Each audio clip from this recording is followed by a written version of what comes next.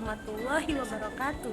Perkenalkan, nama saya Fahira Iramadania dari program studi pendidikan matematika dengan NIM 0305221014. Di sini saya akan membuat video pembelajaran mengenai sejarah perkembangan bahasa Indonesia untuk tugas bahasa Indonesia dengan dosen pengampu Ibu Junaida MPD. Selamat menonton. Baik, kita langsung masuk ke pembahasan. Di sini ada pengertian dan hakikat bahasa, sejarah bahasa Indonesia, dan perkembangan ejaan bahasa Indonesia. Yang pertama ada pengertian dan hakikat bahasa. Jadi, bahasa adalah alat komunikasi verbal sosial yang digunakan manusia berupa simbol bunyi dari ucapan manusia.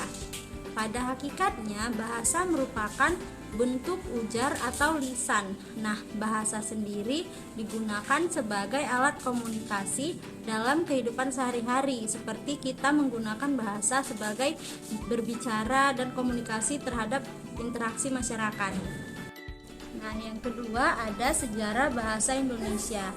Nah, pada awalnya bahasa Indonesia ini dibentuk dari bahasa Melayu karena orang-orang zaman dahulu menggunakan bahasa Melayu sebagai bahasa lingua franca atau bahasa perantara.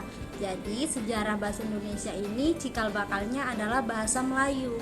Tetapi kenapa diubah namanya menjadi bahasa Indonesia gitu kan? Nah, jadi kenapa diubah dan diberi nama bahasa Indonesia? Karena untuk menghindari adanya imperialisme bahasa. Nah, suku-suku di Indonesia ini kan banyak, beragam bahasanya. Jadi, untuk menghindari imperialisme itu, kita menggunakan nama bahasa Indonesia. Juga pemerintah menetapkan nama bahasa Indonesia ini berdasarkan identitas nasional Indonesia, Indonesia Raya. Jadi, sebagai bentuk persatuan negara Indonesia. Nah, sejarah bahasa Indonesia dibentuk itu pada tanggal 28 Oktober 1928, ya bersamaan dengan momen Sumpah Pemuda. Makanya ada deklarasi isi Sumpah Pemuda yang ketiga yang menyatakan bahwa kami putra dan putri bangsa Indonesia menjunjung tinggi bahasa persatuan bahasa Indonesia. Yang ketiga, perkembangan ejaan bahasa Indonesia. Nah, seperti yang kita ketahui dari masa terbentuknya bahasa Indonesia hingga saat sekarang, perkembangan bahasa Indonesia terus dilakukan. Salah satunya adalah penyempurnaan ejaan bahasa. Nah, di Indonesia ada ejaan Van Ophuijsen, ejaan Melindo, ejaan Soandi, dan ejaan yang disempurnakan. Ejaan Van Ophuijsen diambil dari nama pendirinya, yaitu orang Belanda Van Ophuijsen. Nah, ejaan ini dia belum ada huruf Y, jadi masih menggunakan huruf J. Nah, yang membedakan keempat ejaan ini ialah cara penulisan huruf dan penyebutannya. Jika di ejaan Van Ophuijsen belum menggunakan huruf Y dan masih menggunakan huruf J dalam menuliskan kata sayang dan yang. Jadi kalau dia menuliskan kata sayang itu ditulisnya sajang. Kalau menggunakan kata yang itu jang gitu. Nah, jadi huruf Y itu baru ada saat ejaan yang disempurnakan gitu. Nah, juga seperti huruf O dan E. Itu kalau di ejaan Van Ophuijsen menuliskan kata makmur masih jadi mamoer gitu. Jadi itu sudah ada di ejaan Soandi, baru ada kata OE itu menjadi huruf U. Begitu juga di ejaan yang disempurnakan udah ada huruf K dan huruf U. Adapun kesimpulan dari pembahasan video pembelajaran ini, hakikat bahasa adalah sebagai alat komunikasi yang digunakan manusia dalam kehidupan sehari-hari dan itu menjadi pembeda daripada makhluk yang lain.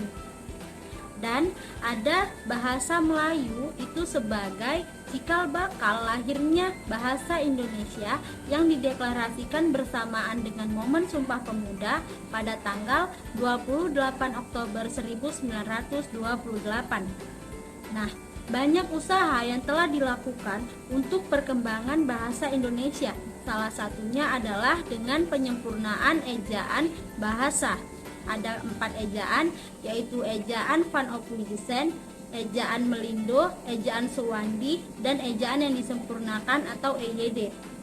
Nah, dari mulai awal perkembangan bahasa Indonesia itu sudah dilakukan sejak zaman terbentuknya bahasa Indonesia hingga masa sekarang. Adapun kutipan yang bisa kita ambil sebagai motivasi ialah: utamakan bahasa Indonesia, lestarikan bahasa daerah, dan kuasai bahasa asing. Maknanya, kita boleh mempelajari dan menguasai bahasa asing untuk mengasah skill dan pengetahuan bahasa kita. Kita boleh melestarikan bahasa daerah agar kebudayaan kita lebih maju dan lebih terjaga, tetapi kita harus mengedepankan dan mengutamakan bahasa Indonesia sebagai identitas nasional bangsa kita. Baik, itu saja yang bisa saya sampaikan di video pembelajaran ini. Terima kasih sudah menonton. Wallahu muwaffiq ila aqwamit thoriq. Wassalamualaikum warahmatullahi wabarakatuh. Bye bye teman-teman.